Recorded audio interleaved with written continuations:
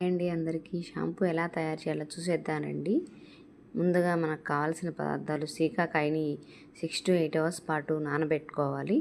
తర్వాత మనం షాంపూకి సీకాకాయ, కుంకుడుకాయ, మెంతులు, ఉసిరికాయ, మందార పువ్వులు, అవిసె గింజలు, మందారం ఆకులు కలిపి బాగా బాయిల్ చేసుకోవాలండి.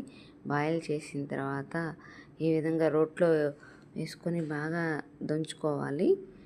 దంచుకున్నాక స్ట్రెయిన్ చేసుకొని నిల్వ చేసుకోవచ్చండి. మనకి జుట్టు బాగా స్ట్రాంగ్గా చిట్లకుండా సహజ పద్ధతిలో చాలా బాగుంటుంది ఈ షాంపూ. ట్రై చేయండి మీరు కూడా. 1 మంత్ పాటు స్టోర్ చేసుకోవచ్చండి. ఈ విధంగా స్ట్రెయిన్ చేసుకొని 1 మంత్ పాటు స్టోర్ చేసుకోవచ్చు మనం. చాలా బాగుంటుంది ఈ షాంపూ యూస్ చేయడం వల్ల జుట్టు పెరుగుదల బాగుంటుంది, స్ప్లిట్ ఎండ్స్ తగ్గుతాయి. చాలా బాగా యూజ్ అవుతుందండి. Thanks for watching. బాయ్.